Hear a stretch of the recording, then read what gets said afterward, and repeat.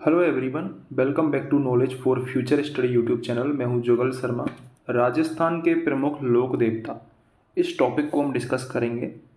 अगर आप चैनल पर नए हो तो चैनल को सब्सक्राइब जरूर कर दें। सबसे पहले हम डिस्कस करेंगे गोगा जी के बारे में। गोगा जी को गौरक्षा के लिए प्राणोत्सर्ग करने वाले और सर्पदंश से मुक्तिदाता के रूप में माना जाता है। राजस्थान के 5 पीरों में से एक हैं ये। इन्हें गौरक्षक देवता भी कहते हैं, सर्पों का देवता भी कहते हैं। हिंदू इन्हें नागराज कहते हैं और मुसलमान इन्हें क्या कहते हैं, गोगा पीर के नाम से जानते हैं। और महमूद गजनबी ने इनको एक उपाधि दी थी, जाहर पीर की उपाधि। ठीक है, ये क्वेश्चन पूछा जाता है कि गोगा जी को जाहर पीर की उपाधि किसने दी थी? महमूद गजनबी ने दी थी। ठीक है, तो इनके नाम आपको याद रखने हैं। क्या क्या कहते हैं इनको? गौरक्षक देवता कहते हैं, सांपों का देवता कहा जाता है इनको ही, इन्हें नागराज कहते हैं, गोगा पीर और जाहर पीर भी इनका ही नाम है। ठीक है, अगर आपसे पूछे कि गोगा जी का जन्म कहाँ पर हुआ था, तो गोगा जी का जन्म हुआ था ददरेवा गांव चोरू में। कब हुआ था? भाद्रपद कृष्ण नवमी को। इसी दिन मेला भरता है इनका, जिसे हम गोगा नवमी भी कहते हैं। क्या कहते हैं? गोगा नवमी भी कहते हैं। इसी दिन मेला भरता है इनका, गोगा नवमी को ही। ठीक है, कब भरता है? भाद्रपद की कृष्ण नवमी को इनका मेला भरता है। ठीक है, जिसे क्या कहते हैं? गोवा नवमी कहते हैं। चौहान गोत्र की राजपूत जाति में इनका जन्म हुआ था। इनके पिता का नाम था जेवर जी। पिता का नाम था जेवर जी और माता का नाम क्या था? बाछल देवी। माता का नाम था बाछल देवी और पिता का नाम जेवर जी था। पत्नी का नाम अगर आपसे पूछे तो पत्नी का नाम था केलम दे। पत्नी का नाम क्या था? केलम दे इनकी पत्नी का नाम था। क्वेश्चन आता है ये, पत्नी वाला क्वेश्चन पूछा जाता है कि पत्नी का नाम क्या था। ठीक है, पत्नी का नाम था केलम दे। गुरु इनके थे गोरखनाथ। गुरु कौन थे? गोरखनाथ जी इनके गुरु थे। पुत्र थे केसरिया जी। गोगा जी की सवारी थी नीली घोड़ी। गोगा जी की सवारी का क्या नाम है? नीली घोड़ी, जिसे क्या कहते हैं? जिसे गोगा बप्पा कहा जाता है। गोगा बप्पा उसे कहा जाता है। ठीक है, गोगा जी के मुस्लिम पुजारी जो हैं वो क्या कहलाते थे? चायल कहलाते थे। गोगा जी के मुस्लिम मुस्लिम जो पुजारी हैं वो चायल कहलाते हैं। इनका थान खेजड़ी वृक्ष के नीचे होता है, इसलिए मारवाड़ में यह कहावत भी है कि गांव गांव खेजड़ी, गांव गांव गोगो। ये महमूद गजनबी से गौरक्षात्र लड़ते हुए वीरगति को प्राप्त हुए थे। इनका सिर अगर आपसे पूछे ददरेवा चूरू में गिरा, अतः ददरेवा चूरू में शीर्ष मेढ़ी है और सिद्ध मेढ़ी भी कहते हैं इसको। और इनका जो धड़ है वो कहाँ गिरा था? वो गिरा था नोहर हनुमानगढ़ में, जिसे क्या बोला जाता है? जिसे धुड़ मेढ़ी कहा जाता है। गोगा मेड़ी में मंदिर का निर्माण मकबरे नुमा आकृति में फिरोज शाह तुगलक के द्वारा करवाया गया था, जिस पर बिस्मिल्लाह लिखा हुआ है। क्वेश्चन आता है कि किस लोक देवता के मंदिर का जो द्वार है जो कि मकबरे नुमा है उस पर बिस्मिल्लाह लिखा हुआ है? तो गोगा जी का जो मकबरे नुमा जो मंदिर है उस पर बिस्मिल्लाह लिखा हुआ है। किसने बनवाया था? फिरोज शाह तुगलक ने बनवाया था। और वर्तमान स्वरूप किसने दिया? वर्तमान स्वरूप दिया था गंगा सिंह जी ने। गोगा मेड़ी पर भाद्रपद की कृष्ण नवमी को मेला भरता है। तो दूसरा मेला जो भरता है वो भरता है ओल्डी किलोरियों की ढाणी में। ये कहाँ पर है? सांचौर जालौर में। सांचौर की ओल्डी भी इसे बोला जाता है। सांचौर की ओल्डी में दूसरा गोगा जी का मेला भरता है। प्रत्येक किसान खेत की जुताई शुरू करते समय गोगा राखड़ी बांधता है, ये भी आपको याद रखना है। जिसमें कितनी गांठें होती हैं? 9 गांठें होती हैं इसमें। गोगा जी की भक्ति में गाए गए गीतों को पीर के सोल कहा जाता है। गोगा जी की भक्ति में जो गीत गाए जाते हैं उन्हें क्या कहा जाता है? उन्हें पीर के सोल कहा जाता है। पीर के सोल कहा जाता है। गोगा जी का राज्य हांसी से गारा गडरा तक विस्तृत था। गोगा जी की बहादुरी के जो कृत्य है वो बीठू मेहा के रावले में लिखे हुए हैं। बीठू मेहा के रावले में गोगा जी के बहादुरी के किस्से लिखे हुए हैं। कहा जाता है कि गोगा जी ने अपने 2 भाइयों अर्जन व सर्जन को मार दिया था।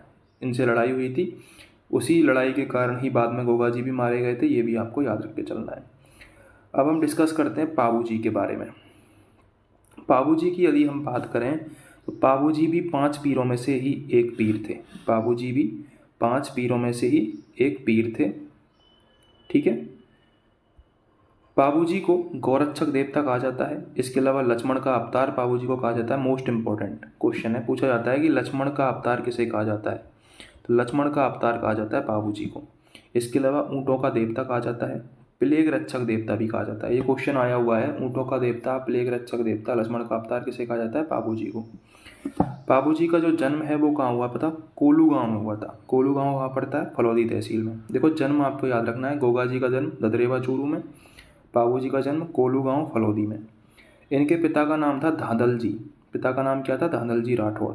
गोगा जी का जन्म चौहान वंश में हुआ था। पिता का नाम जेवर जी था, माता का नाम बाछल देवी था, पत्नी का नाम केलमदे था।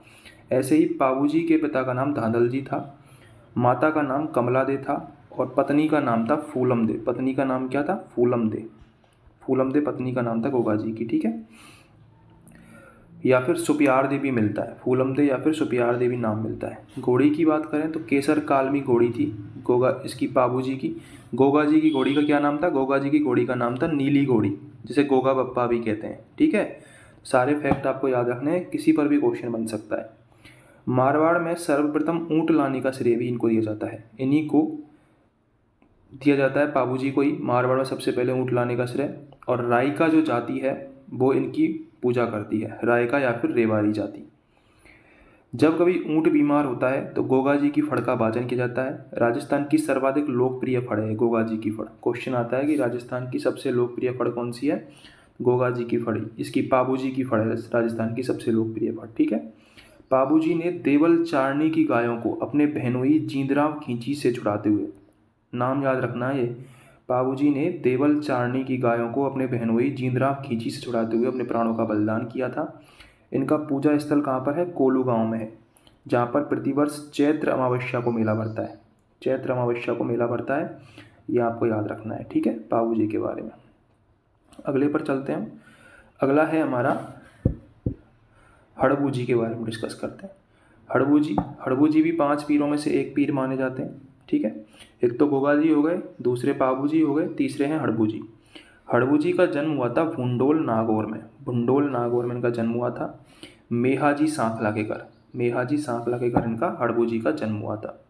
ये रामदेव जी के मौसेरे भाई थे, रामदेव जी के मौसेरे भाई थे।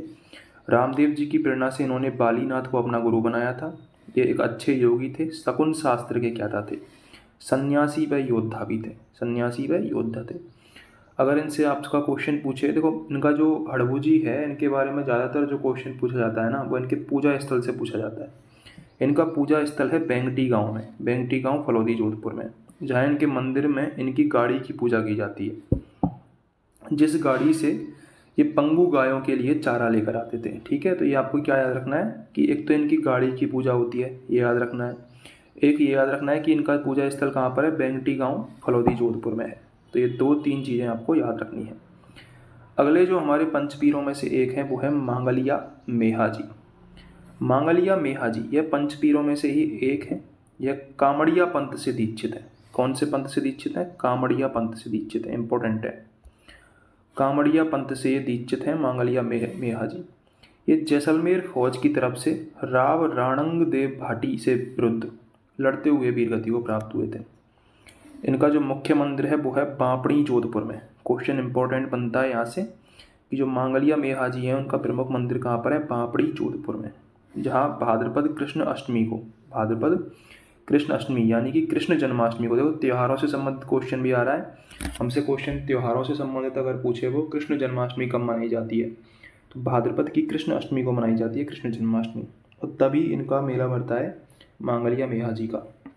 और मांगलिया मेहाजी की घोड़ी का क्या नाम था? इनकी घोड़ी का नाम था किरण कावरा। किरण कावरा इनकी घोड़ी का नाम था, जो कि आपको याद रख के चलना है, इंपॉर्टेंट है, ठीक है। अगले क्वेश्चन पर चलते हैं। अगले हैं हमारे फेमस रामदेव जी। रामदेव जी, ठीक है।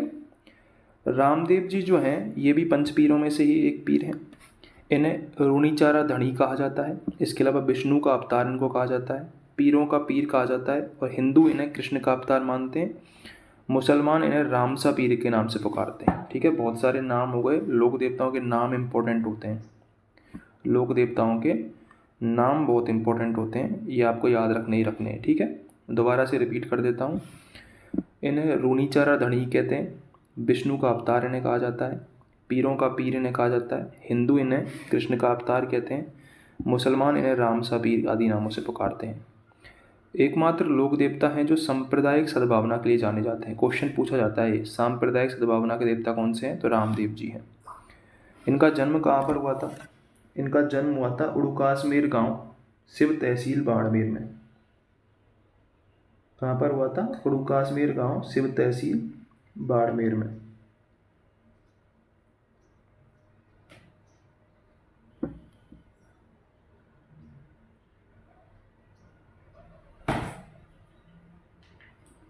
ठीक है। क्वेश्चन पूछा जाता है कि रामदेव जी का जन्म कहाँ पर हुआ था, तो उड़ुकासमेर गांव बाड़मेर में हुआ था। तबर राजवंश परिवार में इनका जन्म हुआ था। इनके पिता थे अजमल तबर, माता थी मैणा दे। बड़े भाई का नाम था बीरम देव, जिन्हें बलराम का अवतार माना जाता है। जिनके बड़े भाई थे बीरम देव, उन्हें किसका अवतार माना जाता है? उन्हें बलराम का अवतार माना जाता है। ठीक है। पत्नी का नाम इनकी था नेतल दे। क्वेश्चन पूछा गया है, पत्नी का नाम क्या था? नेतल दे। गुरु इनके थे बालीनाथ। बालीनाथ किसके और गुरु थे? हड़बू जी के भी गुरु थे। घोड़ा था इनका नीला घोड़ा। घोड़े का क्या नाम था? नीला घोड़ा। एकमात्र लोक देवता था जिन्होंने जीवित समाधि ली थी। क्वेश्चन पूछा जा सकता है कि वह एकमात्र लोक देवता कौन से थे जिन्होंने जीवित समाधि ली थी, तो वो थे रामदेव जी।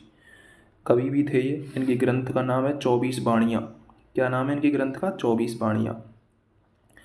लोक देवताओं में सबसे लंबा गीत इन्हीं का है। इनका मंदिर कहलाता है देवरा। इनका मंदिर क्या कहलाता है? देवरा कहलाता है, जिसमें इनके 2 पगल्ले होते हैं। 2 पगले होते हैं। एकमात्र लोक देवता हैं जो मूर्ति पूजा के विरोधी थे। अतः आज भी इनके पगलियों की पूजा होती है। इनके पगलियों की पूजा होती है। इनकी ध्वजा 5 रंगों की होती है, जिन्हें नेजा कहा जाता है। इनके पुजारी जो होते हैं वो मेघवाल जाति के होते हैं। क्वेश्चन आता है कि रामदेव जी के जो मेघवाल जाति के जो पुजारी होते हैं, जिन्हें रिखियाँ कहा जाता है, ये यहाँ होने वाले रात्रि जागरण को जम्मा जागरण कहा जाता है। तीर्थ यात्रियों को जातरू कहा जाता है। इम्पोर्टेंट है।